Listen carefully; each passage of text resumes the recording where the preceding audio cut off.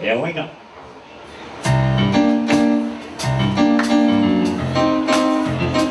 Some people look at Ricky and see someone that, you know, might not be fashionable to their club or casino or whatever it might be, but, you know, as soon as he walks in the door, he's got you and he takes over. The owner no longer owns it. Ricky does. Said I got you able to take the seat. Maybe not I ever say what you. He goes, all right, now, I want to see you. He goes, I want to see you play and all. He comes back and he says, listen, I love the band, love to represent the band. You got to get rid of the little guy. We're like, what? He goes, yeah, you got to get rid of Shorty. We're like, that's the whole thing. So we called every agency around, all the biggest agencies, and they didn't like us. Or they said, get rid of the little guy and we'll take you. Like, they didn't get it. At first, people are a little hesitant because, you know, when you explain what the, you know, about the band and you explain, you know, the visual presentation, some folks are a little bit taken aback. When we're up on that stage and the mic is hot, it's a totally different experience. It's a unique experience. I gave them a shot, but they were very loyal to me. They're one of the most loyal bands I know. And when you have loyalty like that, you deserve to treat it right, and you don't let that slip through your fingers.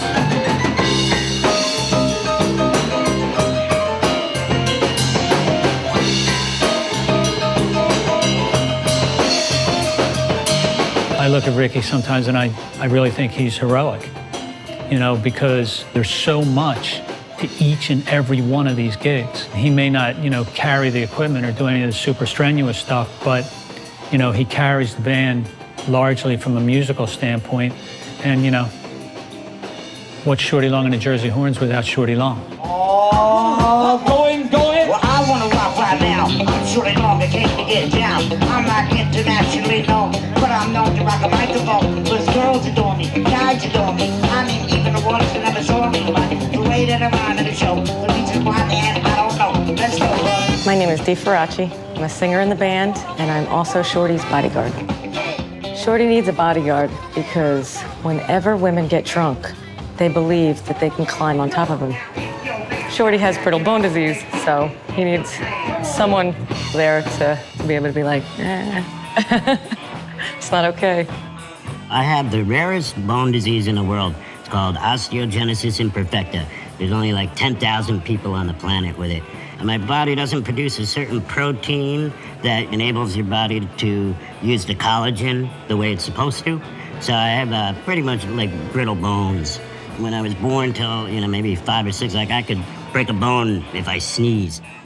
But after that, you get bigger, and then puberty, and then you get muscle, and then it pretty much, I don't get hurt now unless I do something stupid. Shorty used to love to go up and down these ramps super fast, then pull one brake and spin around, and like into grease or whatever be built up on there. It would look cool. John's always got my back. I always got his. And we've been friends for so long. We're like brothers. I mean, if we're either, you know, hugging or cursing each other out. He was rolling through this back thing in Belmar at a place called Paul's Cabin, and he hit their speed bump, went flying. He went like, it was like watching a turkey come out of an oven or something. He's my partner. I don't think either of us could do this without the other one. He's laying there, and I'm like, holy shit, dude, don't go. We're holding each other's hands. He's getting cold. And I'm like, dude, you can't die on me, right? So he didn't die. He's the one that's always thinking. He's the coach. He calls the sets. He kind of reads the crowd, and I'm the comic kind of. Musically, I blend everything together. If somebody forgets a part, I'm like, hey, here, you know. I'm the yang to his yang. Again, I use that term. I don't know why. I'm not even Chinese. He wound up having a broken arm, broken hip, broken skull, and something else, but he knits twice as quick. So he got pretty beat up, but he knits twice as quick. The history with Rick and I goes back to a middle school play in the Brick Community Players years ago, and I heard him play, and of course I looked at him, I was just totally taken aback because here's a little guy in a wheelchair playing a keyboard almost as good as Stevie Wonder.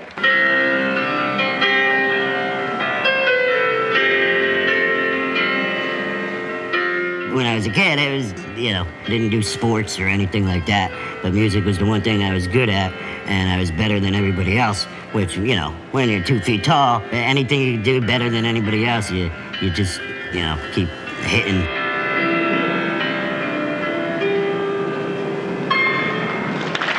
When I was like 10, I used to go to my friend's music store and play.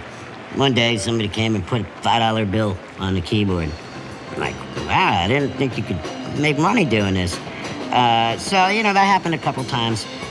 So when I was about 12, there's another music store in the Howell Flea Market, little music store. And I went in there and I told the guy, listen, I'll give you 20% of my tips if you let me play the keyboard in front of your store. So on the weekends, I would go for maybe 3 hours on a Friday, 3 hours on a Saturday. My dad would take me over there, and I'd make like $200. I always liked playing, and I always liked money. And when I realized that the two work together, I knew, since I was a kid, that was the only thing I wanted to do. So now let's get back to our show. Enjoy the second half. What do you think? The first time I was actually on a stage, so to say, was my friend Mike Arnone from the music store. He used to play at a bar. So he let me up and, play a song with him or whatever. So, but I never had any kind of stage fright. I think at that point, when you're used to being stared at anyway, might as well give him something to look at.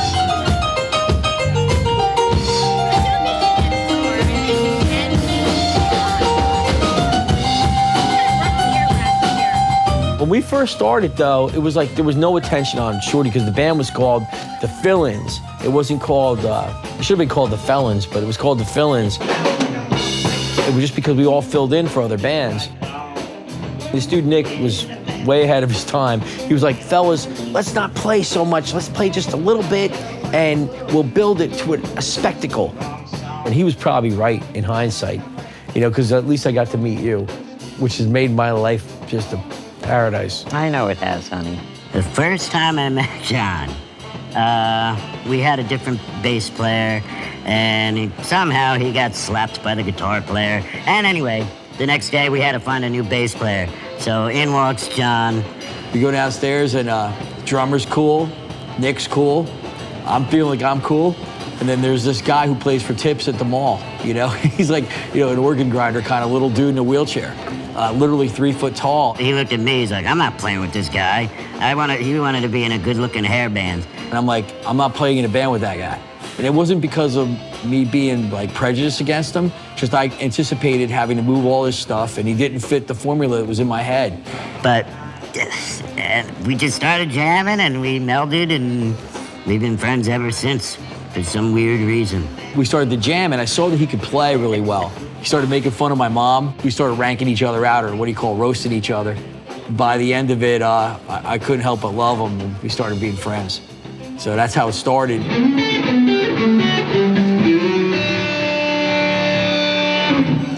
But it was difficult to get clubs at first. We went up and down the boardwalk asking all the clubs if they would take a shot at us. A friend of ours, Howard Frazee, who's a really great piano player, and Shorty's piano teacher said, go ask Mike Carbone, he's the beachcomber, he's a good dude.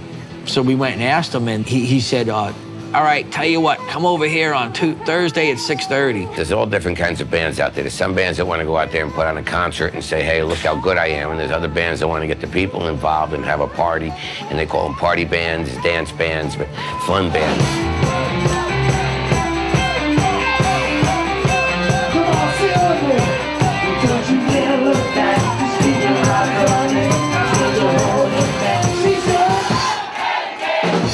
Mike Carbone and the Beachcomber. He was the first guy to give us a chance in a bar.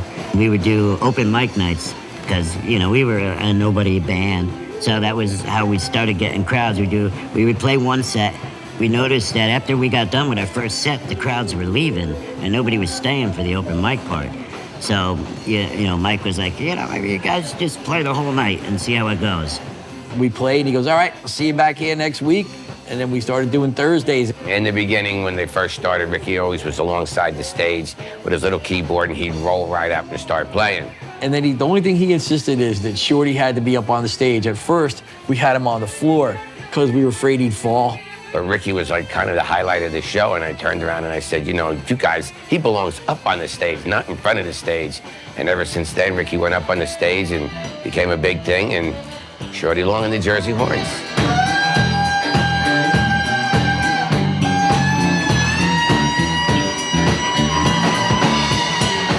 We had been together for about 5 years, and we were doing good in, you know, local clubs and stuff.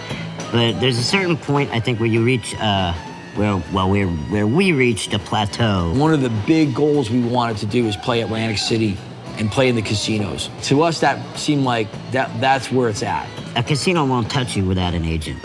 I don't care how good your band is. If you don't have an agent, you're not getting booked.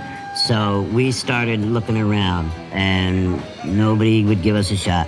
So we approached Zach and Al, and they were like, this is great. Why? I don't know why nobody would want you. So they were the only ones that would take us. My first reaction, I'm going to be honest with you, I was taken aback.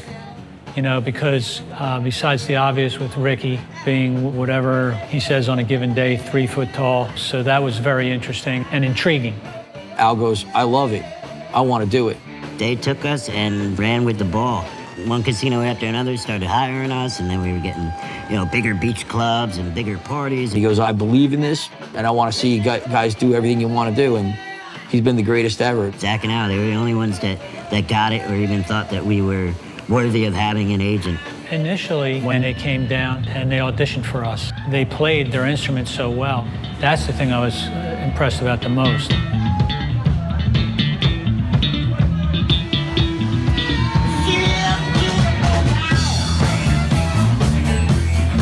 The first time I saw the band, I just thought that they were incredible. Shorty, you know, obviously takes you by surprise.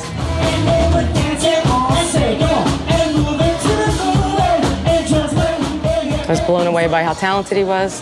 And John Kern is a music teacher. They're both absolutely incredible. They can do anything on the fly. They hear something one time, and that's it.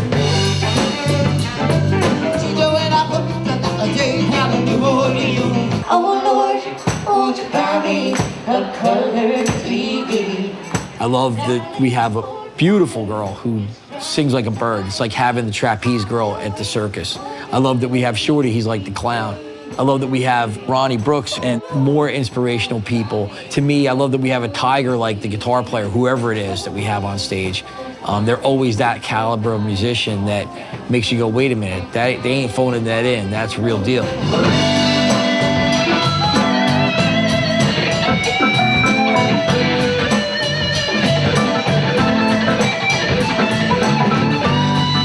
If you play a club in Princeton, they might all be willing to sit there and watch you get artsy with yourself, you know? But if you play in Hoboken and it's a lot of dancing and a lot of people, you're up against DJs, you've got to be able to switch gears like a DJ.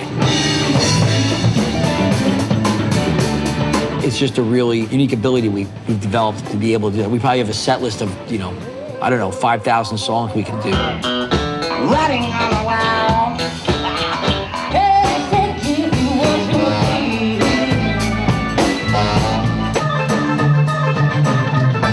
You know, early on, we were playing at the Beachcomber, and a group of women came in, and we're like, oh my God, that's a midget, I'm scared. And it kind of rocked us, you know, we weren't expecting that. And it was a weird reaction, and they immediately left. So thankfully, it feels like that same gig, somebody had won a pimp hat on the boardwalk, like, you know, a real puffy, fluffy hat, and threw it at Shorty, and he put it on, and he started rapping.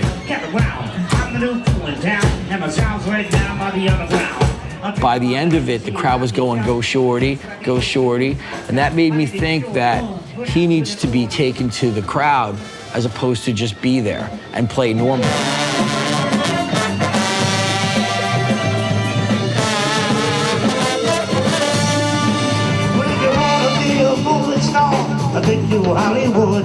Some of the bands, if you watch them, the ones that really have staying power are ones that have a gimmick, and my dad always says that, you know, you have to have a gimmick. Our gimmick's kind of built in, but we just kept thinking we're gonna take it to the people and put on a good show. Me and Johnny always wanted to do more, you know? We weren't just happy being a band. There had to be an entertainment aspect to it, a show aspect of it. And Johnny would tell me, he goes, you know what, when you're out in the crowd, he goes, you look like a head on a plate. People, if they're too far back, they don't see you.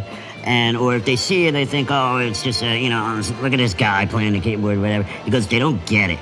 He goes, you have to, because you need to bring it to them. He said, you need to bring it to them. So it took him a little convincing, because he was like, you know, you got to come out in crazy Power Wheels and do that stuff. And at first I was like, I don't know. We convinced him, me and the drummer, John Hawes, convinced him to get in a Power Wheels Barbie Jeep, and he wasn't going to talk to us after that. He was mad. He didn't want to look as a baby. He didn't want to be a kid ever that way. So what we did was we made the Jeep into the Dragula car from the Munsters, you know, that same kind of car. We took an umbrella stand, cut it up, and it looked like it had chrome headers. It looked amazing. He sees that, and he loved it, and ever since then, he's been really a willing participant in getting in the cars, because the crowd went ape. And then we started doing it, and, you know, once or twice a night, I'll come out in whatever it is. Come out in a fire truck, come out in a rickshaw. And he's coming out in the Pope Mobile, singing Highway to Hell. Each entrance would have a different song associated with it, or a punchline, or whatever it was. But it got crazy reactions, and it was just part of a show, part of the circus atmosphere that we were trying to build. Pasta Bajou, there we go. Live it all on my roots. I should have been moved. Who went to Black Diamond? Let me tell you, people walk away from this experience, and most of the time they're scratching their heads going, what just happened here? Here to salute this country with the national anthem, our friend, Mr. Ronnie Brooks. What so proudly we hailed at the twilight's last gleaming. When I'm singing the national anthem, nobody expects to hear a voice come out of me. And I love it because I'm able to say to people, where do you keep that voice? Well, I keep it in my shoe. And they look down, your shoe? Ah, yeah, that's my bad. Everything's alright. You and your baby on a Saturday night. I love being able to shock people, but I love being able to inspire people to overcome whatever challenge they may have.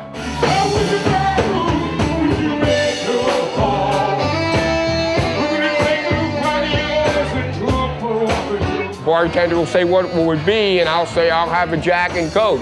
And just keep them coming, because I like to drink till I can't walk anymore. And, you know, the bartenders, you know, they're looking at me, has this guy lost his mind? But Rick has had that effect on me, so it's allowed me to be a little bit more at ease.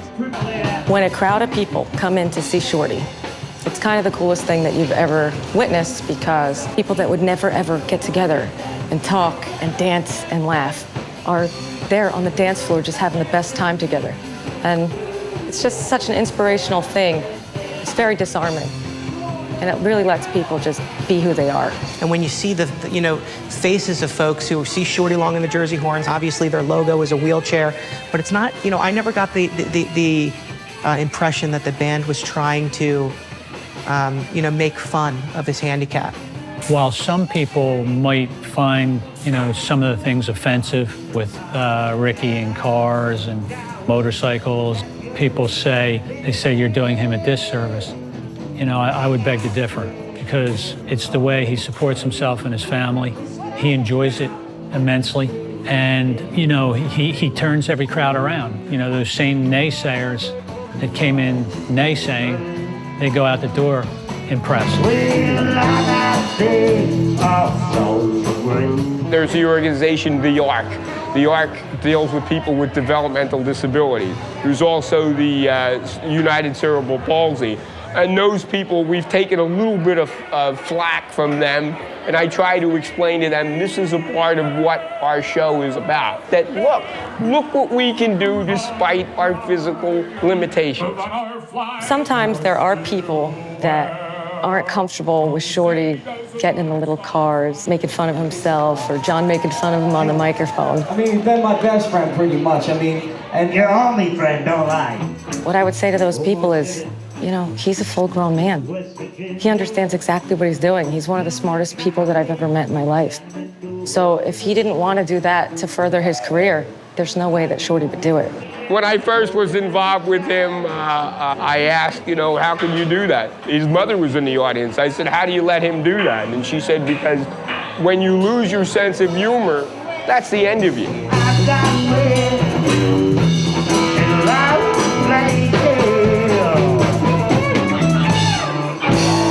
When a lot of people just expect, just because you're handicapped, that like you're not capable of doing anything, or they give you a pat on the back for putting on your fucking shirt in the morning. I mean, that is kind of a driver too, to just say fuck you, do this. Get up, get down, get up, get down. Come on, man. He doesn't see himself as afflicted with any condition. He thinks of himself as, you know, a badass, sexy guy. I've never felt there's anything in my handicap that held me back. If anything, it's probably an advantage. That's the way to do it. I think the only thing that held me back is laziness. You know, when you really understand all of the obstacles and challenges that he faces on a daily basis, and, you know, when you saw, you know, Ricky perform, you couldn't help but root for him. It brings you back to reality. Like, this guy can do this. What am I worried about? He has a family now. He has a wife, you know, kid. Awesome. God bless him. You know, he's just killing it. He's definitely the most inspirational person I've ever met. When I first started coming around, I think John didn't really know what to make of it. Just a little jealous. My attraction to Rick was definitely his personality. You just know when you meet him that he's like a magnet. Yeah, I am. Yeah. Well, the Rick on stage is definitely bigger than life. He's just there. You can't not look at him. At home, he's just very subdued, and he just wants to learn. He's quiet. He wants to read. You can edit in a real piano player. When I first met him, he did origami, which since we had our daughter, that doesn't really happen anymore. When we play in the afternoons, or like, you know, when it's not late night and not at a bar, we take her. She tells me my band is boring. My whole thing is, the point of life is to learn as much as you can about this place that we all share. So I find everything interesting, everything from biology to quantum physics to crowd psychology, which is what we all work with every day. I'm not really reading the words on this page right now. But I look damn smart.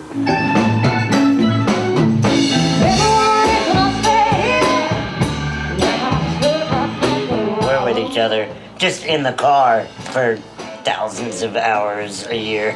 I know everything they're gonna say, every joke they're gonna make. There's a bond there that will always be there. I believe that all the traveling takes a toll on everyone, you know, especially Shorty. Physically, it's got to be difficult, but you wouldn't know it because he's not a complainer. We've been on tour for 17 years. Once you're in the flow, you don't really think about the lack of sleep or how long you've been sitting in a car.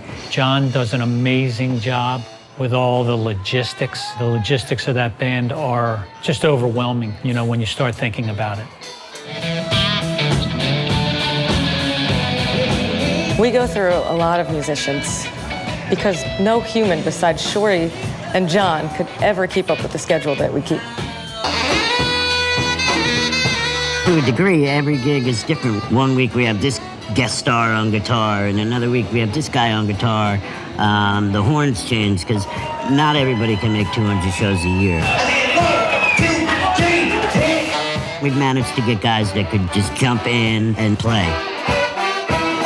And John's kids are playing with us now. It's great. It brings a whole nother energy. If they stay in the band, they'll help keep us alive for another 20 years.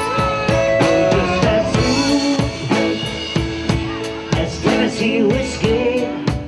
able to see a guy like Rick, who just faces so many different challenges, rise up and lead. It's very inspiring. I'm proud to be involved with the project, and I feel like it's a privilege. The 200 shows probably takes his toll on Shorty more than he knows, but I think that he's resigned to the fact that you gotta go for it. So I think it's adrenaline. The bad part will be if you stop. Shorty will be,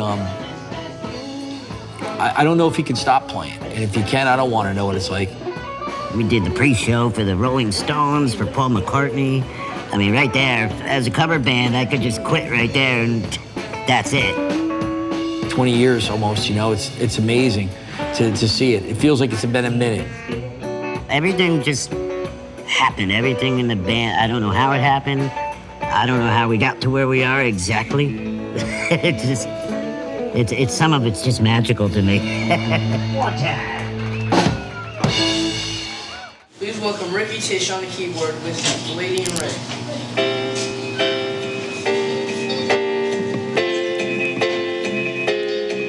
You know what, the gig that really made us break out was our first audition. Not break out like a 16-year-old, but... Or not break out like after a night at your mom's. Oh. There you go.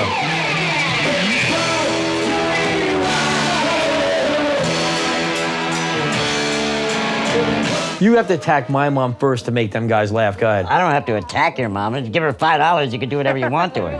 All the dignitaries from the casino there, the head honchos and their wives. So that's an awesome boat, Shorty. But ladies and gentlemen, you'd never get on that boat right now with him, right? Everybody's like, ah, ha, ha, laughing. Well, he goes, well, no, John, but you know, your mom's right here. She's going below deck. And then he says, you know, yeah, she's down here swabbing the old poop deck. And nobody's laughing. It's crickets in the house. And he looks over at all these people in their tuxedos and whatever they're wearing, really, really nice stuff. And he looks over to them and he says, what's the matter? You never seen a little semen on the floor? So we got fired. Hold on, how long have you been playing keyboards? Since when? Since I was little.